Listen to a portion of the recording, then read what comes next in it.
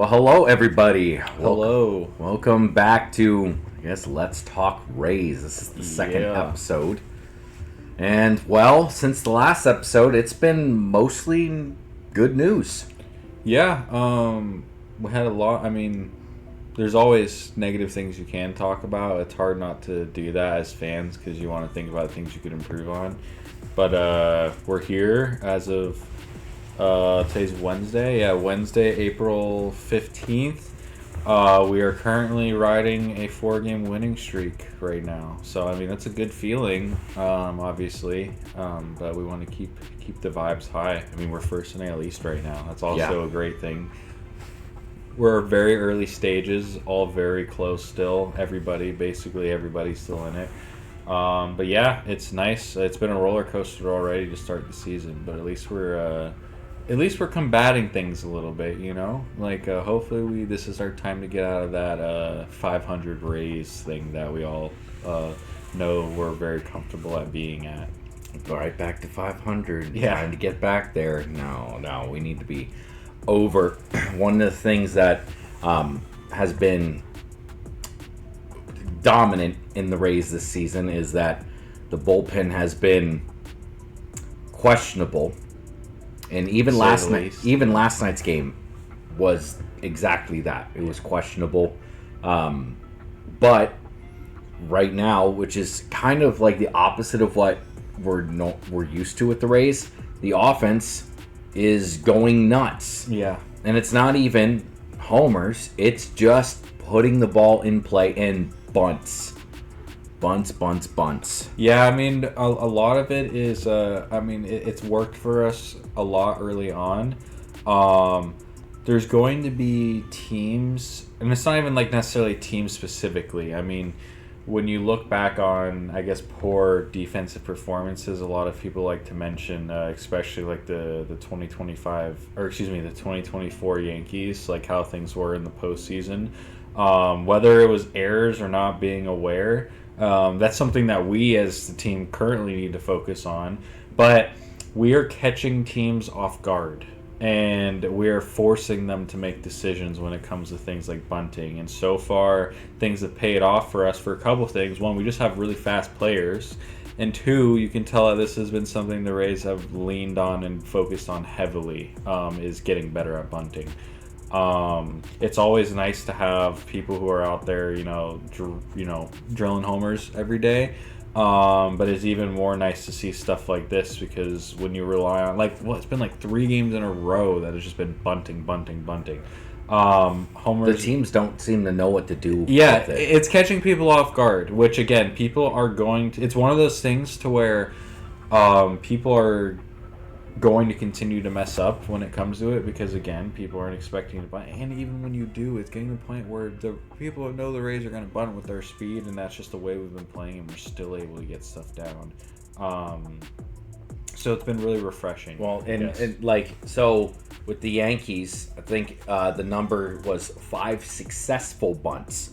Whether that was, sacrifice, or there was only one that wasn't successful and it was bunted right back to the pitcher and they were able to, I forgot who did it. I think it might have been Walls. But somebody bunted it right back up to the pitcher who was able to throw it home and tag the runner for the out. But last night, the guy making his debut, was it Schultens? Or not Schultens, for us? No. The lefty last night. The White Sox. Wow! I can't believe I forgot what his name was. But yeah, he it was something like that. But Williamson bunted, and he just tried to quick throw it to home, and they made him have to make a play, and he throws it away, and 2 runs scored from that. So it's one of those things where they're not trying to do too much. They're just, okay, we need to move the runner. How do we move the runner? Oh, we have 1 out and we have 2 on. Can we get one of these runners home and move the other one up? And it worked out. So I think that is something that, eventually teams are going to start playing that defense. But it's the thing about playing against the bunt. You have to move the corners in, and that makes it a lot easier for if that player then all of a sudden goes and just makes good contact, you're going to get it past people. If you're playing and you're worrying about the bunt constantly, you're opening up the chances that a ball is going to get past you, and it's just going to, if they can play that game of like, maybe even if it is obvious, but like even with like someone like Chandler Simpson, he is bunting a lot. And he tried bunt last night and he got thrown out, but it was close. But the point is that he moved the runner from first to second. I think, was it Williamson? Who was it on that went to second? I should have looked up who it was. But he bunted the guy up to second, and he almost beat it out. The pitcher was able to throw him out. And he did that even though his on-base streak was at risk. He didn't sit here and like, okay, I gotta try to hit. He just tried to move people forward, and then he still was able to get that single to continue the on-base streak. Yeah, that was one thing that I wanted to mention while you're talking about Simpson is 16 games in a row yesterday. I'm pretty sure it's the second or third longest streak in Rays history. I'm pretty sure it's third currently now. Right now. It was Longoria and somebody else above him. Is it Diaz? I think Diaz had a 20, didn't he? I think it was Diaz and Longoria. Yeah, I saw Tommy Pham on the list too, but that was below. Regardless, basically what we've seen from Simpson from the very beginning is he's already elevated that status, or that level, I should say. I remember he stole 2 bases in Houston last year, and like the game after that, he got sent down to AAA, and I was just like, this is the dumbest thing ever. I don't understand why we do this. And I know a lot of it had to do with defensive stuff. I don't know if he'll ever have that arm that we want him to. You know, that's the one thing that I think, you know, when I think of what's desired for when it comes to Chandler is having a stronger arm. But who has a strong arm in the outfield anymore? No, it's been rough this season for everybody. So I'm not gonna play, and that's not necessarily his strong suit. The point is even, I mean, he's going to hit regardless of where he is. I would like to see him batting nowhere below like 5. Like, I hate when I see him 5, 6, 7, like in that role. He should be a number 1 through 3 hitter, if anything. Well, he's batting leadoff tonight. Well, yeah, so there's going, but still, it's like he'll get thrown in the leadoff spot, and the next 2 games are 3 to 6. Like, you know, it's all over the place. We're winning, so that's what it takes. I'm not going to act like I'm a manager, but still there's times where I'm just like, he needs to just consistently be out there. He doesn't get a start every day, and he bats below 5 every now and then, and he's leading the league in average. He has 407 average right now. He's third in steals. That's another thing. It's like you want to like put your guy out there, the guy who's performing, who's doing things. Higher up in the order, obviously more hits. He's one of those guys to where whether or not he's getting on base every time, having more opportunities to hit, being higher up in the batting lineup is going to do nothing but benefit the rest of the team because he's always putting the ball in play. More opportunities for him to put the ball in play, get on base, do whatever he's got to do. He has been coming through clutch as well, so I can understand why he's been moved around in the lineup. But he is one of those guys like that has to be out there every day. Like Junior. Junior's gotten off to a slower start. A lot of the league has as well. It's not like Junior's not hitting the ball. He is. He's getting hits. He's hitting up the middle still. He's definitely chasing a little bit more than I'd like to see. But Chandler and Junior are one of those guys that just have to be out there every day because they're going to make something happen. Even with he may have had more than one, but there was one error from Junior last night. That's 6 on the year. He leads the MLB in errors. I'm never going to want him to come out. Like, it's unfortunate because he's our hot corner guy, and there are plays that he makes that are really good diving plays, stuff like that. But to me, there is not like a justifiable reason to not have Chandler in the lineup, and we do that with Junior. We never replace Junior with anybody. I don't think we should, but I think that's how it should be with Chandler too. At this point, he is far too valuable. He hits everybody. He hits everybody.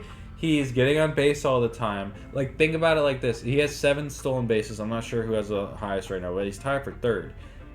He bats, like, below third in the lineup consistently. If he is getting 4 or 5 plate appearances a game, not his steals go up, just everything goes up for not only him but the Rays. So I hope he can more consistently bats higher up because he really hasn't done anything poor this season. I mean, he's thrown out a couple times, but everybody's gonna get thrown out. So I think he got caught stealing once. Yeah, and that's stuff that's unfortunate. You don't want to see it, but he has just been a game changer. He's one of those you can't duplicate his energy when he's out there. I think besides Chandler, which we can go on and on about him, the other player that I really wanted to talk about was Ben Williamson. Yeah, Ben Williamson is a dog. I don't know how else to say it. I mean, again, he's not going to hit a lot of home runs. I mean, he hasn't hit one yet during the regular season, but that's not the point.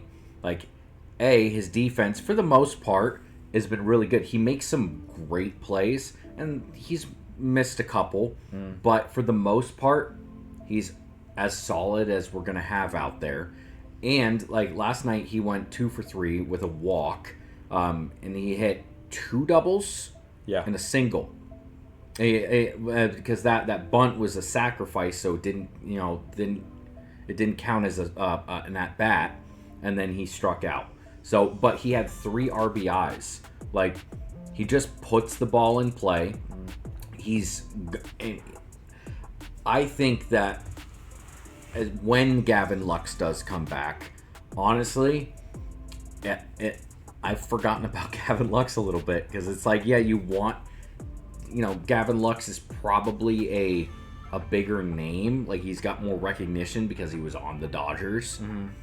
And I'm not saying anything bad about him, but with the way Ben Williamson is playing, I don't really see why we would need to.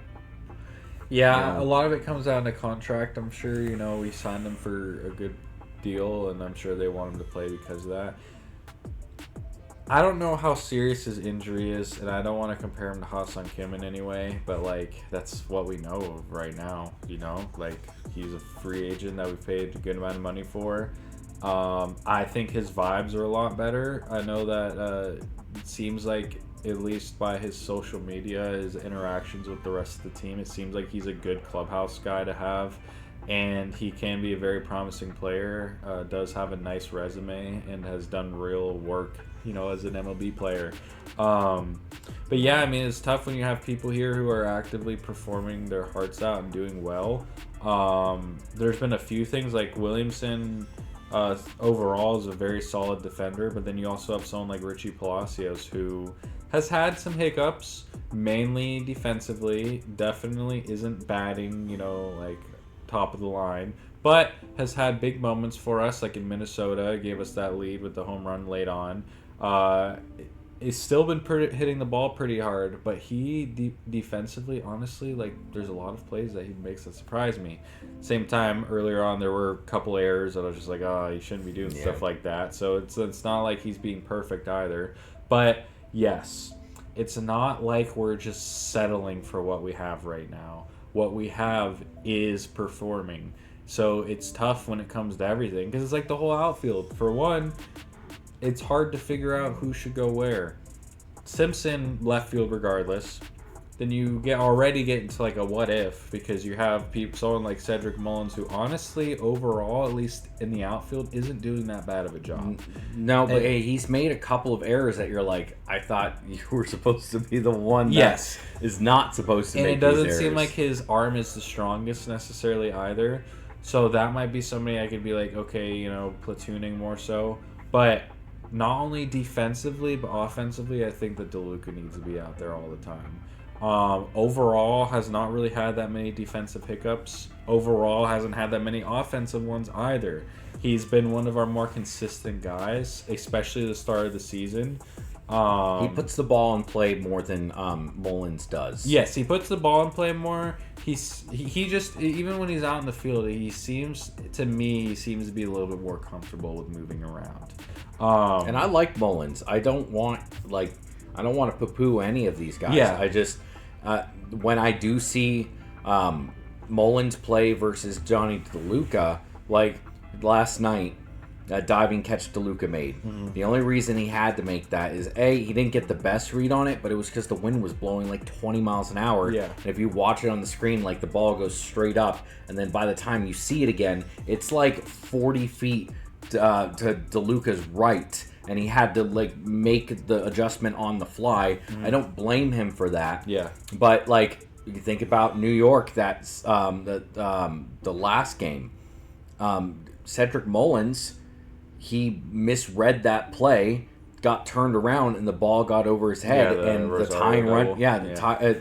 Tying run got on second. Mm-hmm. Like it's one of those things where like we've had this all season, where some of these errors have cost us games. Mm-hmm.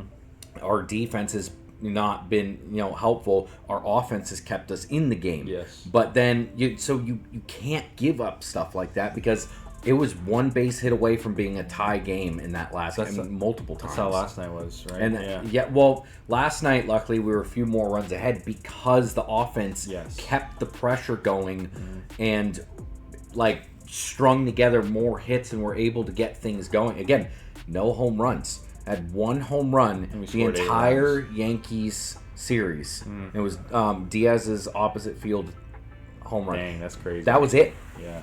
But again, that's fine. Yeah, we'll take that any because day. We scored 5 runs every single game of that. We are 6th in all of MLB or 5th or 6th in all of MLB right now in batting average. I just looked it up before. We're 266 right now, the whole team.